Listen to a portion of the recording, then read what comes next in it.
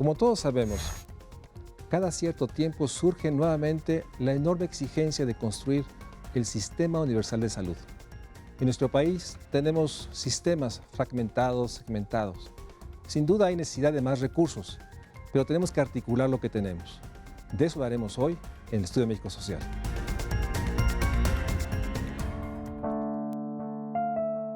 Una de las grandes aspiraciones de la humanidad es alcanzar el bienestar y la salud para todas las personas en todo el mundo. Los Objetivos del Desarrollo Sostenible 2030 plantean que la humanidad debe unir esfuerzos para erradicar todas las enfermedades contagiosas y las epidemias como el SIDA, la tuberculosis o la malaria, entre otras. A nivel global, desde hace varios años, se han conseguido importantes logros en la reducción de la mortalidad infantil, así como en el mejoramiento de la salud materna y la lucha contra el VIH-Sida.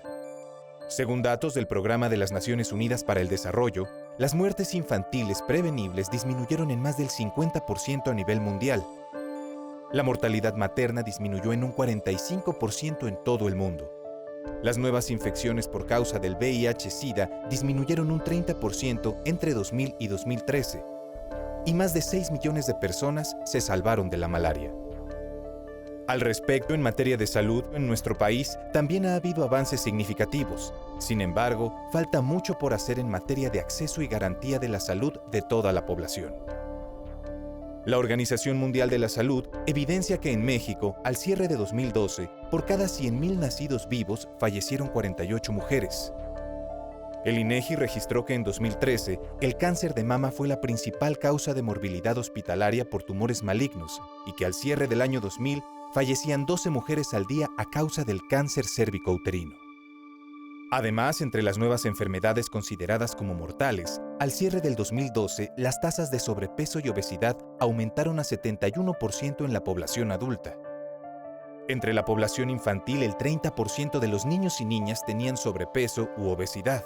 Adicionalmente, más del 15% de los adultos padece diabetes, cifra que representa el doble del promedio registrado por todos los países que integran la OCDE. El documento Estudios de la OCDE sobre los sistemas de salud México 2016 señala que, sin una reforma de largo alcance, México corre el riesgo de mantener un sistema de salud fragmentado, además de ineficiente e indiferente a las necesidades de los individuos y las comunidades a lo largo de todo el ciclo de vida. Ante este panorama, el reto para el Estado mexicano sigue siendo el de lograr una cobertura universal de salud, además de facilitar el acceso a medicamentos asequibles y vacunas seguras y eficaces para todos. Nuevamente, la Organización Mundial de la Salud, la OPS, que sería su expresión en América, ha planteado una agenda que pone en el centro que una de las grandes aspiraciones del género humano es garantizar salud a todos y a todas, que sea una salud oportuna, accesible, capaz realmente de garantizar una vida digna. Por eso le agradezco mucho a la representante de OPS en México, a la doctora Gary Eckman, que esté aquí.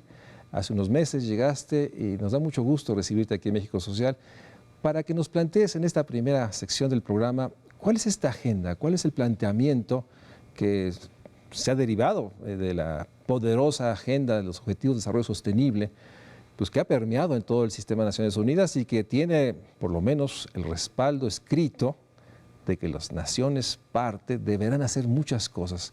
Pero plantéanos, ¿cuál es el señalamiento, cuál es la agenda que a raíz de esta gran convención de los Objetivos al 2030, la OMS, la OPS plantea, en este caso para el mundo y obviamente para América? Y gracias por estar en el programa.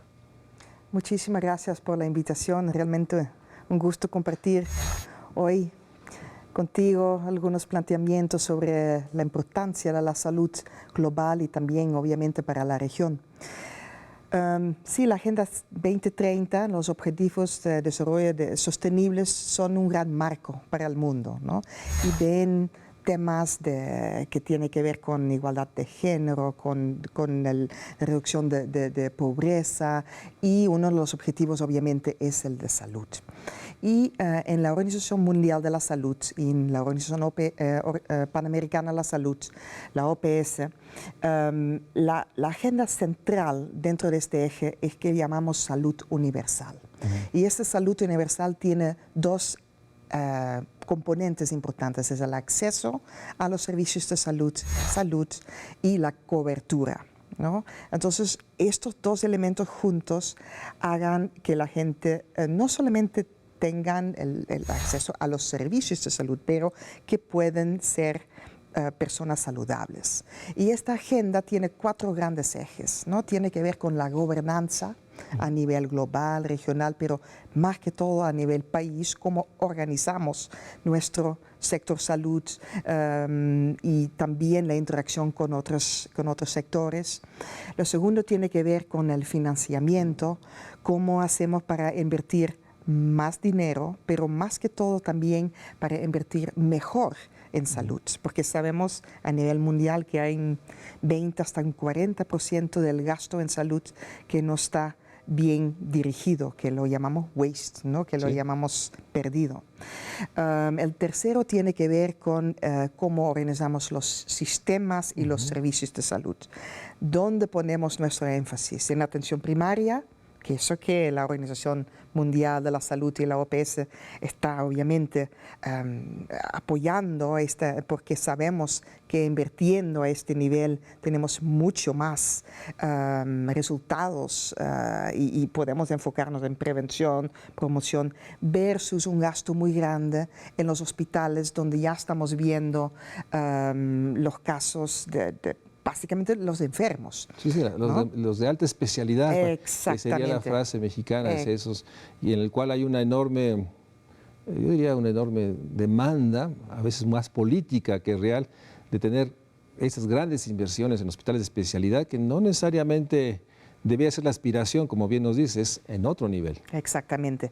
Eso es muy importante. Y incluso hay un cuarto elemento, que es lo que llamamos los determinantes sociales de la salud, ¿no? Y esto realmente habla de que la salud se construye donde nacemos, donde vivimos, donde trabajamos, cómo nos educamos, y que ahí el sector salud, el rol es mínimo, ¿no? Realmente son las políticas sociales, las políticas económicas de un país que determina cómo estamos en cuestiones de desigualdad, ¿no? Porque si tenemos situaciones de desigualdad, ¿no?, de brechas muy grandes, obviamente eso también se va a reflejar en salud, ¿no? Déjame entrar por esta primera dimensión. Muchas veces cuando se ven los indicadores de salud, se asume que la respuesta es más médicos, más enfermeras o un hospital de alta especialidad. Y la OMS, la OPS, ya lleva varios años subrayando que este cuarto eje que mencionas, que es el contexto donde se vive, donde se nace, donde se muere, que son realmente los factores que generan la enfermedad. Así es. Y en un país como el nuestro, en el cual 53 millones de mexicanos viven en pobreza, o más bien, solo 2 de cada 10 mexicanos, digamos, no son vulnerables o pobres, donde hay altas brechas, donde hay una gran dispersión de la población, donde todavía hay 10 millones de mexicanos sin agua, 11 millones sin drenaje, con hacinamiento. Esos son los factores que están atrás de esta manera como la OMS lo ha sintetizado, determinantes sociales de la salud. Y creo que ahí es una poderosa reflexión lo que plantea la OMS-OPS de ver la enfermedad y la muerte no como resultado del número de camas hospital, número de médicos, enfermeras, especialistas, sino como resultado de este entorno. Así es como debemos leer esta cuarta dimensión. Así es, esta cuarta dimensión. Realmente mira a cómo las políticas de los varios sectores influyen en salud. Cuando decimos a las personas, ¿no?, en un mundo, en un México también, donde las enfermedades crónicas son realmente la gran preocupación, ¿no? La gente muere de las enfermedades crónicas, diabetes, problemas cardiovasculares, cerebrovasculares, ¿no? Cánceres. Estas enfermedades se tiene que prevenir a un nivel muy temprano. Y esto depende de qué comemos. ¿Dónde podemos hacer ejercicios? hay espacios seguros. ¿Qué tanta disponibilidad de agua potable? Exactamente, agua potable. Sabemos cuando no hay agua potable en las casas que hay mucha más posibilidad que las familias compran una botella de una bebida azucarada. Y también conocemos y sabemos muy bien cómo estas bebidas azucaradas y otras, ¿no?, comidas de altas calorías, cómo esto contribuye a la obesidad y esto de nuevo se traduce en diabetes, etc. Entonces realmente para poder prevenir de nivel temprano es a nivel de dar oportunidad, de determinantes, y ahí obviamente son los propios ministros y los secretarios de salud que han pedido que se pone este tema sobre la agenda. Lo que a veces es complicado es cómo el sector salud, que en muchos países no es el sector más poderoso, convoca a los otros sectores para decir, mira señores de agricultura, ¿no?, lo que ustedes producen, como la importación, la exportación, eso influye en nuestra salud, ¿no? Señores que organizan la ciudad, ¿no?, el desarrollo urbano, ¿cómo hacemos nuestro transporte? Esto influye en nuestra salud. La contaminación de aire influye en nuestra salud. Entonces, ese sería, digamos, el centro, la propuesta que la OMS, la OPS plantea al mundo, que la salud se vea como un indicador, no del sector salud, sino la salud como resultado del esfuerzo de la sociedad, del Estado, y que todo lo que se hace y no se hace en otros sectores, más allá de la salud, influye en la enfermedad y la muerte. Ese es el gran planteamiento de esta agenda, junto con este concepto de sistema universal de salud. Así es. ¿Qué debemos entender por sistema universal de salud? ¿Cuál es la definición que ustedes en la OMS o OPS plantean? Es salud universal, ¿no?, que ve acceso y cobertura, realmente plantea que toda persona, independientemente de raza, de sexo, de si es de clase económica, debe tener acceso a un servicio de salud apropiado, ¿no? Y que buscamos que los servicios de salud respondan a las necesidades de estas personas. Eso no quiere decir que no, los servicios tienen que ser iguales para todo, pero deben ser equitativos, deben ser justos. Y los servicios de salud y el acceso a un servicio de salud no debe llevar nunca a que una persona no lo puede pagar, entonces que no vaya o que se lo lleva a la bancarrota. Eso es uno de los grandes temas que estamos viendo, es que la persona pospone el buscar el servicio de salud cuando no puede llegar o porque no puede pagar. Y entonces espera hasta que ya es un tema catastrófico, ¿no? Ya es una diabetes que completamente está fuera de control, ya es un parto que no ha sido controlado. Entonces, estos son temas que con el acceso universal se pretende que la gente tenga acceso cuando y donde necesitan a estos servicios. Ese sería el gran planteamiento que está en el centro. Déjame ir a un corte y regresamos, porque ante este planteamiento, digamos, que ha sido reiterado en los últimos años de la OMS-OPS, tú tienes muchos años ya en la organización en distintos países, la pregunta es, desde una visión global, que nos puedas platicar dónde hay, digamos, acciones ejemplares y dónde hay, digamos, situaciones que son genéricas, para después entrar en el caso mexicano y que nos platiques cuál es el papel que hace la representante de México en OPS, ¿qué hace en México? Vamos a un corte y regresamos al Estudio México Social. De acuerdo con el Coneval, en 2012, 1 de cada 5 personas en nuestro país carecía de afiliación a cualquiera de los sistemas públicos de cobertura en salud. Aunado a ello, y a pesar de que el Seguro Popular ha crecido aceleradamente en su cobertura, la infraestructura hospitalaria y el personal médico se han mantenido constantes, lo que provoca enormes carencias de calidad y el no acceso efectivo a la salud. Así, por ejemplo, entre los años 2010 y 2012, el número de médicos en contacto con pacientes por cada 1,000 afiliados bajó de 3.9 a 2.5. Lo mismo con el indicador referente al número de enfermeras en contacto con pacientes por cada 1,000 afiliados, el cual pasó de 4.7 a 3.1.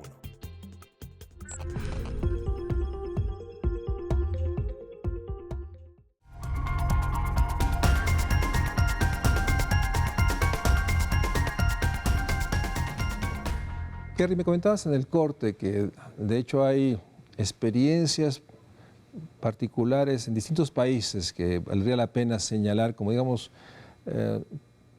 lugares donde se muestra que sí es posible ir avanzando hacia esa gran meta del 2030. ¿Cuáles podrías mencionar? ¿Qué país podría ser un país que en cierta tarea del enorme esquema que implica salud universal, podría resaltar como lugares que van avanzando un poco más rápido que los otros, para ponerlo de una manera lo más neutral posible? Sí, nosotros pensamos que el camino hacia acceso universal realmente es un camino. Cada país está en este camino. Entonces, como tú bien dices, no hay un país ideal, ¿no? Si no, lo podríamos copiar todos y estamos listos. Pero sí hay procesos, hay elementos en varios países que son muy valiosos, muy importantes. En la región, bueno, yo creo que Chile es un país muy interesante, Brasil, y estos países lo menciono, Costa Rica también, porque tiene mucho énfasis sobre la parte de atención primaria en salud. Cuba, obviamente, es un ejemplo muy conocido ya de muchos años. Y yo creo que, y ese es el planteamiento de la OPS y la OMS, que esta inversión en atención primaria es fundamental. Pero defínenos atención primaria. ¿Qué debemos entender por atención primaria? Atención primaria es yo quiero llamarlo el primer nivel de atención, porque realmente atención primaria en salud es un concepto que nació en 1978 en Alma Ata, que conlleva varios de los elementos que ya conversamos, ¿no? No solamente los servicios de salud, pero también los que en ese tiempo no lo llamamos determinantes, pero el entorno, en los entornos, exactamente. Pero el acceso el primer nivel de atención, donde una persona puede ir y encuentra un médico de familia o una enfermera bien preparada que puede resolver hasta el 50, 60, 80% de la problemática. Bueno, yo soy de Holanda, ¿no? Entonces, en mi país, cuando yo comencé a estudiar medicina a los 18 años, nunca había puesto un pie en un hospital. Porque todos mis problemas estaban resueltos a nivel primaria con mi médico de familia. Entonces, eso es un ejemplo de cómo fortaleciendo este nivel, ¿no?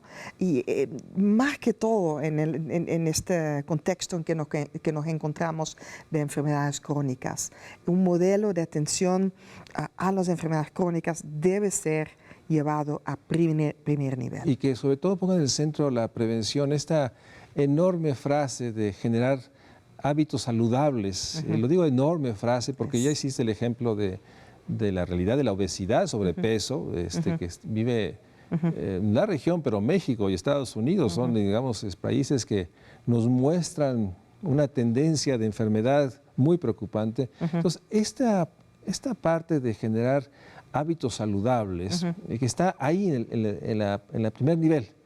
Sí, está en el primer nivel, pero quizás aún más está en la escuela. Quizás aún más está en las familias, ¿no?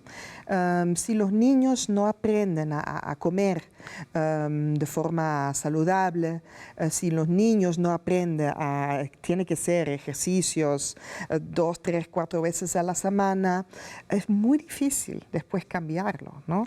O una de las grandes frases que yo repito mucho en las clases en la UNAM es esta enorme recomendación de prevención de la OMS, lavarse las manos. Así es. Esa es la gran medida de prevención cotidianamente, como dice la OMS. No es un asunto que cada vez que uno va al baño, sino cotidianamente, cada 2, 3 horas, lavarse las manos. Según recuerdo, es la gran recomendación y hay evidencia de que eso puede evitar muchas de estas enfermedades, digamos, infectocontagiosas, ¿no? Y lo sorprendente es que hay en lugares de alto ingreso o medio ingreso que tienen agua disponible 24 horas, esta sorpresa que yo siempre les digo a mis alumnos de mover una llave y que salga agua, porque realmente para muchos mexicanos es algo que nunca han conocido, pues ni eso lo hacen habitualmente. Esa parte es la prevención, el primer nivel, este asunto de hábitos saludables que, como tú bien dices, es escuela, es entorno familiar, es pues esta noción de la salud como un elemento a proteger, a cuidar, y no en términos de ir cuando uno está enfermo, ¿no? Así es. Entonces, ese sería el gran planteamiento. Y estos países, Cuba, obviamente, Brasil, Colombia, son sistemas que, digamos, debemos seguir con atención porque han avanzado. En el segundo nivel, digamos, ya la hospitalización, ¿hay algún país que tú digas ha logrado mucha eficiencia, eficacia? En nuestro país siempre decimos que el gran indicador de que vas y horas de espera y después vas y digamos, la receta, el surtimiento de la receta es incompleto, y después es el seguimiento de estos procesos, digamos, de cura, pues que uno se siente bien y a los 3 días suspende la medicina. O lo otro que en México se ha reducido, pero sigue siendo, ¿no? ¿A ti qué te recetaron? Y uno se convierte en médico, pues a mí me dieron esto, y uno lo busca y ya no va al médico, porque el tema de la disponibilidad, ¿no? Entonces, Claro. ¿hay algún país, digamos, que tú puedas mencionar que ha logrado avanzar en ese segundo nivel que ya llamaríamos ya cuando hay una enfermedad, pues? Sí, bueno, el primer nivel también sirve cuando hay una enfermedad, ¿no? Yo creo que eso es muy importante, ¿no? Que cuando hablamos de primer nivel de atención, también cuando tenemos diabetes o un gripe, vamos a primer nivel de atención. Sí. No es necesario ir al hospital. Pero el tema del hospital sí es un tema muy importante. Y ahí va a ser muy difícil no mencionar un país. Yo creo que ahí el tema central es calidad. Calidad en todo sentido, eficiencia, ¿no? Y calidad también en el trato humano, ¿no? Ese el tema de recursos humanos en los hospitales es un gran tema, ¿no? La motivación, la remuneración, etcétera, de recursos humanos de salud en general, pero en los hospitales en particular, ¿no? Pero el tema de calidad, ¿no? Que la gente no se te enferma en los hospitales, porque esto lamentablemente ocurre, ¿no? La persona va por una cosa menor y por falta de higiene o por falta de una intervención adecuada puede adquirir una infección hospitalaria, otras, ¿no? Complicaciones. Entonces, estos son temas de preocupación en todo el mundo. Obviamente hay diferencias en cómo la gerencia de hospitales, pero ahí sí yo dudo en dar un ejemplo. Pero el tema es calidad, y esta parte déjame subrayar lo que creo que es muy evidente en nuestro país. O sea, cuando uno va y siente a un médico frío, a una enfermera, digamos, hasta dura o agresiva, la gente no regresa. Y estoy pensando en nuestro caso en comunidades indígenas, o sea, localidades indígenas en que hay una serie de enormes procesos de discriminación y de estereotipos, y enfrentan una atención hospitalaria o de primer nivel en que hay pues, discriminación. Déjame hablar de una persona que evidentemente tiene una preferencia sexual diferente y que llega a un hospital y de inmediato enfrenta el rechazo simplemente por su aspecto físico. Entonces creo que sí es un tema genérico, universal, Así es. Y es una batalla. Ahora, ¿qué hace el representante de la OPS con esta agenda gigantesca, ¿no? Y con pues, los recursos que tiene son pues, las ideas, el planteamiento, o sea, ¿cuál es el papel del representante OPS en México? Digamos, tienes 4 meses y has estado antes y conoces nuestro país. O sea, ¿cuáles son las tareas que tú tienes enfrente? Pues es cierto que no es una pregunta fácil, ¿no?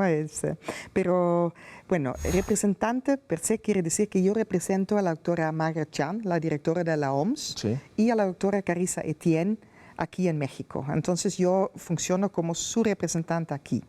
No, tanto la OPS como la OMS tiene cada año reuniones con todos los ministros y los secretarios de salud. Y ellos en conjunto con el secretariado que es la OPS o la OMS construyen agendas, ¿no? Y ellos definen cuáles son las prioridades. Y nosotros, los representantes, ¿no? Manejando los equipos de expertos en los países, nosotros ayudamos a que estos compromisos que hagan los ministros a nivel mundial y regional se cumplan. Ayudamos con lo que le llamamos la cooperación técnica, ¿no? Como tú dices, los recursos nuestros son el colectivo de experiencias, de expertise, ¿no? Y yo tengo un equipo aquí excelente, pero yo también tengo en Washington toda una oficina atrás de mí que puede venir a ayudar. Incluso tengo una oficina en Ginebra que la semana pasada estuvieron aquí para trabajar, por ejemplo, el tema de Zika, pero no, las agendas son, yo diría, en 5 grandes áreas, ¿no? Están las enfermedades infecciosas, ¿no? Tenemos ahora un logro fantástico en México que se está eliminando la tracoma, una enfermedad que estaba tocando más que todas las personas pobres, indígenas. Sí, la enfermedad de la pobreza, como de decimos. pobreza, así es. Esto ya se está eliminando. Digamos que ustedes ante este, digamos, diálogo buscan el apoyo mundial, literalmente, para tener asistencia técnica y contribuir a las metas. Déjame ir a un corte porque me gustaría, ahora regresando, que empecemos a... ¿Cuál sería, digamos, una visión de conjunto de la situación del sistema de salud mexicano y de las enfermedades? Déjame un corte y regresamos ya para que nos des esta apreciación en estas reuniones en las cuales nos hemos encontrado y que, bueno, hemos visto la enorme preocupación, pero también el enorme señalamiento de avanzar más rápidamente. Vamos a un corte y regresamos para seguir hablando del gran tema de la agenda social, salud universal. Incluso el doctor Naro, actualmente secretario, siempre planteaba que una gran agenda social debe partir del sector salud. Desde ahí habría que construir, digamos, esta nueva estructura social que garantice, como todos decimos en este siglo XXI, vida digna. Es el gran proyecto. Vamos a un corte y regresamos al Estudio México Social. En comparación con el gasto público de otros países de la OCDE, el gasto público total en salud en México es bajo, pues en 2014 representó el 6.3% de su PIB. Este porcentaje se encuentra entre los más bajos de los países de la OCDE, solo por encima de Turquía, y muy por debajo del promedio de los países que integran este organismo, que es del 9.3%. Además, nuestro país gasta menos de su Producto Interno Bruto en financiar públicamente la atención de salud que cualquier otro país de la OCDE. Los niveles actuales de financiamiento público son claramente inadecuados, pues de acuerdo con el documento Estudios de la OCDE sobre los sistemas de salud México 2016, apenas alcanza el 3.2% del PIB nacional.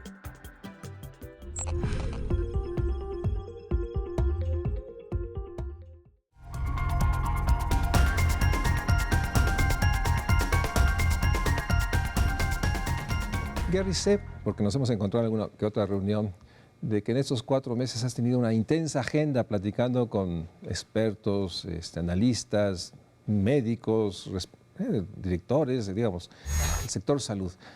¿Qué has recogido? ¿Cuál es la apreciación? ¿Cómo vemos los mexicanos, este grupo con el cual has dialogado, la situación de nuestro sistema de salud? ¿Cuál sería, digamos, la síntesis de lo que te hemos dicho en distintas reuniones? Sí, me han dicho muchas cosas y yo creo que el análisis que están haciendo los mexicanos del sistema de salud está bastante claro, ¿no? Y creo que una de las primeras cosas es el tema de la fragmentación del sistema, ¿no? Depende de si yo soy una persona con un trabajo o si trabajo con el Estado o si no tengo trabajo. De eso depende qué tipo de sistema de salud me va a atender, ¿no? ¿Qué parte del sistema va a atender? Eso es complicado, ¿no? Pero después también tenemos un modelo a que ya nos referimos que está muy centrado en la atención hospitalaria. Y con la atención primaria un poco abandonado. Bueno, eso no es nada único para México. Sí, eso se ve en muchos países y en tiempos de crisis, ¿no? En tiempos de económicos duros hay una oportunidad también de abordar esto, ¿no? Pero también tenemos un modelo que aún no se ha adaptado a las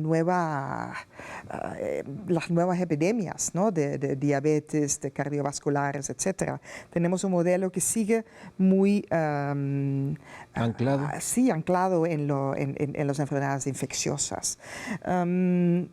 Entonces yo creo que esos son algunos de los elementos que están en el diagnóstico, Sí. la realidad de este Sí. sistema segmentado, Sí. fragmentado. Sí, Algunos incluso señalamos que es un archipiélago porque cada sistema de salud en los estados también. es un modelo, digamos, local, pero no necesariamente con las mejores prácticas. Y está esta parte, déjame enfatizarlo, ya lo dijiste, esta enorme visión de que la respuesta de salud es el hospital. O sea, y además tiene obviamente una visión también política. Pues yo creo que a un político le interesa inaugurar un hospital y creo que han de pensar que tiene más rentabilidad que lanzar una campaña de comunicación, información vía escuelas y familias. O sea, hay una parte de distorsión. Por eso, déjame meter esta parte de la oportunidad. En una situación de crisis, falta de recursos, creo que es un elemento muy importante que subrayas, que es cuando se puede voltear a otras medidas que no sean los hospitales. Pero en términos, digamos, comparativos, sí hay un déficit de infraestructura, de número de médicos y de enfermeras, con grandes brechas. Así es. Sí es. Háblanos de la inversión. Lo vimos recientemente en una reunión que sí hay una Sí. necesidad de más recursos. Así es. Sí, cuando miramos cuánto gasta México en salud, estamos hablando de un poquito más de 6%. Pero ese 6% de su Producto Interno Bruto, Sí. de ese 6% más o menos la mitad son recursos públicos y la otra mitad son privados. Pero lamentablemente estos privados, muchos de esos recursos son que le llamamos out of pocket, ¿no? Sí, Lo que la gente tiene que poner. gasto de bolsillo. Gasto de bolsillo, así es. Entonces ahí lo que la OMS tiene, y eso no es una norma, pero en general, ¿no? Una guía. Una recomendación. Una recomendación de un 6% de gasto público. Entonces allí Eso sería quedamos que en México estamos 3% poquito más de abajo 3. de lo recomendable. Para realmente tener un sistema de salud con un acceso y una cobertura universal. Eso es importante. Y cuando ya también mencioné el tema de cómo gastamos, ¿no? De eliminar las cosas no necesarias y hay ser un más gran tema eficientes. en términos mexicanos de que aún este 3%, que sigue siendo insuficiente, ha sido reiterado los últimos 4 o 5 años, a raíz de la propuesta del Grupo Popular, es el enorme gasto ineficiente, sobre todo en el Grupo Popular, se ha señalado, y hay toda una discusión actualmente de que ese 3% aún hay evidencias, y tú lo has notado, de pronto sale el reportaje de que compran el medicamento más caro allá que en otro lugar, o que de pronto el recurso fue tomado para otro fin, no del sector salud. Entonces sí hay un espacio, digamos, de eficiencia en el Seguro Popular. Recientemente estuvimos en una reunión con Julio Frenk y él nos decía que, bueno, en términos conceptuales no se ha discutido la ineficiencia conceptual del Seguro Popular, es más bien la parte operativa. Ahora, hay otros elementos que señalaron recientemente, más de la gerencia. Yo no sé hasta dónde este señalamiento de la falta, digamos, de una cédula, de los padrones, de un expediente electrónico, o sea, algunos elementos que son más administrativos. O sea, ¿cómo has percibido esa preocupación? Porque el hecho es de que hoy, más allá de que ojalá uno pudiera atenderse en la clínica más cercana, independientemente de que sea ISSSTE, Seguro o Seguro Popular, el hecho es que el expediente electrónico no existe. Uno tendría que volverse a sentar y volver a decirle al médico todo. O sea, estos 3 temas, expediente electrónico, una ficha única de identidad, un cuadro básico, genérico, con precios básicos, son 3 elementos, ¿consideras esenciales, fundamentales, están en la conciencia de estos actores que tú has entrevistado? Sí, definitivamente, ¿no? El tema de un expediente electrónico, una ficha única, es muy importante cuando hablamos de modelos integrados de salud, ¿no? Porque si cuando hablamos de entrar en el primer nivel, sí, existe la posibilidad que necesitas hacer ir a un hospital o como tú dices, dependiendo de dónde estés, ¿no? Entrar en otro parte del sistema de salud, y si no tenemos esto, eso crea esta ineficiencia, incluso la posibilidad de hacer errores, ¿no? Sí. Entonces, definitivamente hay Es condición necesaria el expediente Sí, electrónico. son condiciones muy importantes. De nuevo, son temas muy complicados, muy difíciles tener sistemas de información únicos. En muchos países están batallando con esto y son inversiones muy, muy grandes, caros. Entonces, pero que son necesarios, sí. Los tenemos que ir poco a poco O sea, es condición necesaria, mejorando. pero sí hay una enorme complejidad económica para construir un expediente electrónico. Así es. Digo, no sé realmente, desconozco qué tan lejos estamos en México, pero sí, hace 10, hace 12 años, hace 15, yo escuché por primera vez el tema del expediente electrónico y no hemos logrado como país. Ahora está el tema del cuadro básico. Tenemos el Seguro Social, que por lo menos en términos del contrato, es desde el nacimiento hasta la muerte, todas las enfermedades, incluso trasplantes. Y tenemos después el Seguro Popular, que hay un número importante, muy importante, cada vez creciente de causas para tener atención, pero sí hay un cuadro básico diferente Sí. y con costos al interior diferentes. Así es. Claro, así es. Y este cuadro básico es también muy importante porque estas son decisiones donde yo considero que se tiene que tener un diálogo social. No podemos tener todo para todos, ¿no? Tenemos que ser claros, ni en Suecia, ni en Holanda, ni tenemos todo para todos. Entonces sí, en el sector salud, como en todos los sectores, tenemos que priorizar. Y estas prioridades deben ser construidos de una forma más social, más participativa, ¿no? Vamos a priorizar a las personas con más necesidades, más vulnerables, o vamos a dar, ¿no?, algunas cosas para todos. Esas son discusiones que hay que discutir. Ahorita que decías, por otra parte, tenemos un sector privado de muy alto ingreso, con precios carísimos, pero también debe haber una regulación de esta parte, porque también es 3% privado, también hay una realidad de que a veces los tratamientos son, digamos, con ganancias desmedidas, déjame ponerlo como posición mía, o sea, debería haber ciertas, te pregunto como debería haber cierta regulación en términos de que no podría haber estos ganancias exorbitantes, porque lo que puede pasar es que la población pobre, con enfermedades caras, vaya al servicio público y solo digamos, los que tienen recursos van a estos hospitales que son, digo, la cesárea, para hablar de una intervención que puede ser bastante fácil, yo digo, de costear, puede tener costos exorbitantes. Ahí, ¿cuál sería el planteamiento? En el caso del sector privado, ¿deben los estados regular, normar esto? ¿O es la oferta y el mercado? ¿Dónde está la OMS o la OPS en ese tema? Mira, ahí entra el tema de gobernanza. El tema de gobernanza dice sí, tenemos que tener cierta regulación. Cada país obviamente determina hasta dónde quiere ir con estas regulaciones, pero dejarlo a lo libre y dejar el mercado ¿no?, decidir y definir cómo lo vamos a hacer es muy muy ineficiente. Y ahí cuando yo hablo de la pérdida del 20 al 40%, ahí entra también el sector privado. No estoy hablando que es el sector público que está perdiendo tanto, es el total del sector salud.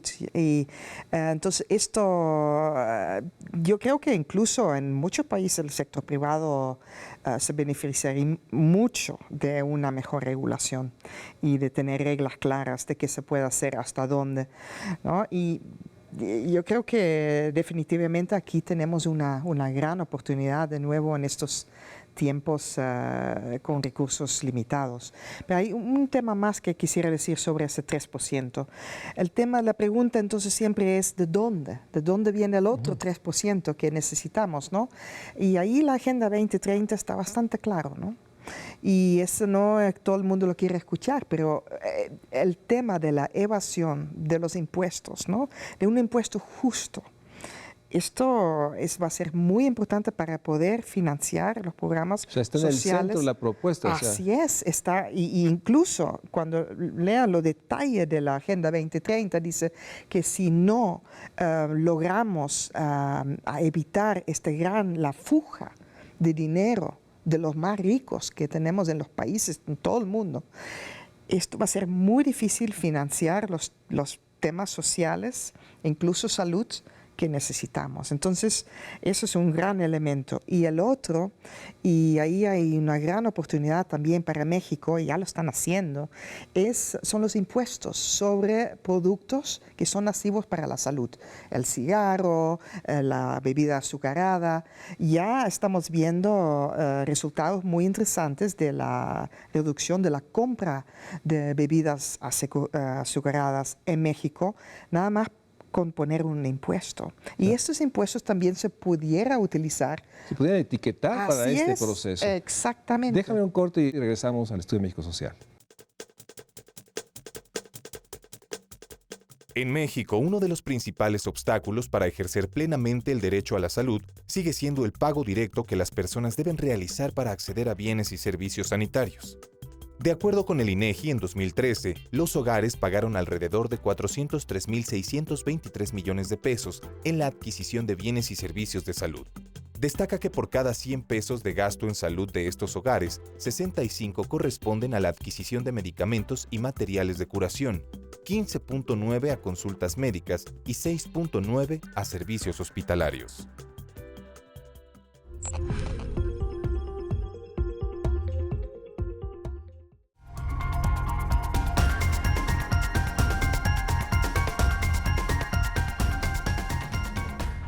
Otro de los elementos que urge un diálogo, empezar realmente a dar esos pasos de un gradualismo acelerado, pero que también está en el centro de yo diría, propuesta. Creo que no hay ningún sector mexicano o oposición partidista que no acepte que la gran propuesta es Sistema Universal de Salud. El problema son los cómo y los qués, los recursos que ya los abordamos. Y dentro de eso está otra pieza clave que se dice fácil, que es esto, un registro único que nos permita que con ese registro, nuestro expediente electrónico, vayamos donde vayamos, alguien nos pueda decir, bueno, sí, ya veo que usted tiene esas enfermedades y sigamos. En México tenemos también un enorme problema que no contamos con esa clave única de identidad. Es cierto, esto es un elemento que es esencial para poder tener un sistema de salud, e incluso de educación, etcétera, eficiente, ¿no? Y ahí el gran reto es ponerse de acuerdo, ¿no? Porque hay muchos bases de datos, hay muchos identificadores. Sí, padrones por todas partes y no necesariamente. Así es, pero no hemos logrado, y no con México, muchísimos otros países, no hemos logrado decidir, ok, eso es la base y los otros pueden ahí poner lo que necesitan, pero esto es la base, eso es el identificador tuyo, mío, y con esto vamos a avanzar. Pero ahí es un trabajo intersectorial, pero de primera, ¿no? Ahí sí, pero es muy importante. Y es unas, digamos, agendas pendientes administrativas, expediente electrónico, cuadro básico, costos básicos genéricos, que podamos saber que cuesta lo mismo una cesárea, un análisis de sangre en el ISSSTE, en el IMSS, en el Seguro Popular, en los servicios de salud, estas cédulas de identidad. Y obviamente esto lleva a uno de los temas que solamente, bueno, lo escuchamos juntos, ¿no? La realidad es de que los mexicanos, ante la enorme realidad esa es mi explicación, de que no encontramos un servicio oportuno, eficiente, eficaz, de calidad, pues si podemos tener vía un familiar seguro social, nos afiliamos. Y si por otra parte nos ofrece Seguro Popular, también nos afiliamos, buscando que a ver si las tres afiliaciones nos resuelven el problema. O sea, porque a veces he dicho que estamos sobrepuestos y que hay una afiliación mucho más alta, porque hay una, digamos, sobreposición de datos y que este dato de Coneval de que hay 21 millones de mexicanos no es cierta. Lo que es cierto es que no hay un acceso efectivo a salud en términos de calidad y oportunidad y que los mexicanos buscamos inscribirnos porque, con suerte, alguno de los tres o de los cuatro nos resuelve el tema y eso está dentro de del tema de la cédula de identidad. Pero hay otro tema que está en salud y que es, pues, en este año, década de las migraciones, es una realidad. Las migraciones, el traslado de una cantidad enorme, los tráficos, de usar esta palabra, también transportan enfermedades, los vectores. Entonces, el reto es mayor, sobre todo como región. O sea, yo recientemente hablaba de un escenario, de una situación de mayor desastre en Centroamérica que genera un flujo, no del tamaño del Mediterráneo, pero similar. Tenemos una gran cantidad de población que transita y porta enfermedades. Entonces, ahí la OPS, ¿cómo logran estos acuerdos? Me imagino que debe haber representantes en otros estados, porque esta realidad de la enfermedad no reconoce fronteras administrativas ni puentes. Así es, así es. No, eso es un tema muy importante y también para la OMS y para la OPS es un tema prioritario. Tenemos algo que se llama el Reglamento Sanitario Internacional. Y esto ya tiene varios años, pero básicamente obliga a los países de notificar cuando haya una enfermedad en el país que puede poner en riesgo no solamente a las personas en el país, pero también otros países. Y esto es muy eficiente, no necesariamente esas son notificaciones que van públicos, son informaciones que vayan a otras secretarías y ministerios de salud para que sepan, en este país hay cólera, ¿no? Mejor ver cómo estamos con nuestra agua ahí en la frontera. Sí. Entonces, estos son temas, ese es el gran marco. Pero también nosotros como OPS facilitamos mucho el intercambio entre países. Información, experiencias, etcétera. Fomentamos muchas reuniones y intercambios. Incluso utilizamos mucho ahora el medio internet, ¿no? Los videoconferencias entre países para discutir temas de prioridad. Pero sigue siendo un tema, ¿no? Aunque es cierto que el gran tema son las crónicas, pero siempre también está el riesgo de una enfermedad nueva o una enfermedad que resurge emergente. Exactamente. Yo ahorita tuve la imagen de los realmente miles de refugiados que están tratando de llegar y que están hacinados en las fronteras, los problemas de salud en esas zonas y en esos lugares, y una serie de enfermedades que realmente fueron erradicadas en los países huésped, o por lo menos que están transitando, debe generar una enorme preocupación a la OMS y a todos los sistemas de salud. Pero también salud tiene que ver con el tema de una cantidad enorme de residuos peligrosos, de salubridad. Ahí también la OMS y OPS está trabajando con los países en términos de que esos residuos, contaminación de aguas, contaminación de suelos, manejo de sustancias, es un tema que está ahí. Sí, es un tema. Incluso tenemos un área que se llama salud ambiental, y ahí también vemos a veces algunos de los determinantes ambientales, pero salud ambiental es un tema muy importante, ¿no? Desde la exposición de los trabajadores a agroquímicos o todo el tema de salud de los trabajadores es un tema muy importante, muy olvidado también en muchos de los países. Pero también, como dices, la contaminación del agua, del aire, del suelo. Incluso tenemos temas que eso se da en algunos países, no en todo el mundo, pero que aún lo vemos en México, es la contaminación del aire en las casas, ¿no? Más que todo en las zonas indígenas donde se usa leña. Carbón exactamente. Ahí entonces trabajamos para construir estufas más eficientes, menos contaminantes, pero estos son de nuevo los determinantes importantes. Déjame tocar un tema que es un tema siempre presente, el tema de las patentes, el tema de las medicinas. A veces sabemos que hay medicinas que están patentadas, tienen costos altísimos, y el tema de genéricos todavía no están liberadas. ¿Cuál es la posición de la OMS? Porque finalmente ha habido, tú tendrás más información, países, creo que Brasil e India, que de pronto producen sus propios medicamentos, porque el costo es inalcanzable y porque la emergencia sanitaria es real. Ahí, ¿cómo estos derechos de propiedad y la necesidad de brindar medicamentos al mayor costo, al menor costo, con mayor efectividad? ¿Cuál es la posición de la OMS y OPS con respecto a las patentes? Es un debate constante. Así es. Y siempre todos estamos esperando que se liberen estas patentes para poder que los países produzcan. ¿Ahí cuál sería el planteamiento que se tiene? Es un balance muy fino, ¿no? Porque obviamente las empresas tienen, es muy costoso desarrollar nuevos medicamentos, etcétera. Entonces es importante que recuperan, ¿no? Esas inversiones, etcétera. Pero cuando hablamos de salud universal, ahí el tema del medicamento genérico juega un rol muy importante.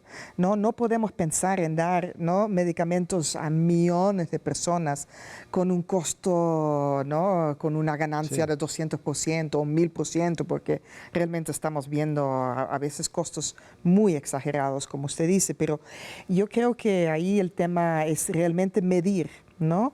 ¿Qué podemos, en un seguro popular? No deberíamos utilizar documentos de medicamentos de no, ahí es cuestión de que en lo más posible la gente pueda acceder a los medicamentos. Son de muy buena calidad, ya están muy reconocidos. La OMS incluso tiene un listado de medicamentos básicos, ¿no?, de qué es lo mínimo que un país o un sistema de salud debería tener para resolver la gran mayoría de los problemas. Ahí nos basamos en los medicamentos genéricos, ¿no? Pero obviamente no es tan, ¿no?, blanco y negro, porque también tenemos que dar oportunidades para que se desarrollen y se siguen desarrollando nuevos medicamentos, vacunas, etcétera. Así es. ¿No? Quiero darte las gracias, darte la bienvenida al programa México Social. Espero que en otra ocasión podamos abordar tantos temas que hay. Tenemos el tema de mujer, que es un tema de género que la OMS o OPS está, digamos, firmemente señalando. Tenemos los enormes temas que están asociados a estas enfermedades crónico-degenerativas y una realidad que se acompaña, por otra parte, con una población que está en entornos sociales que están generando una carga de enfermedad.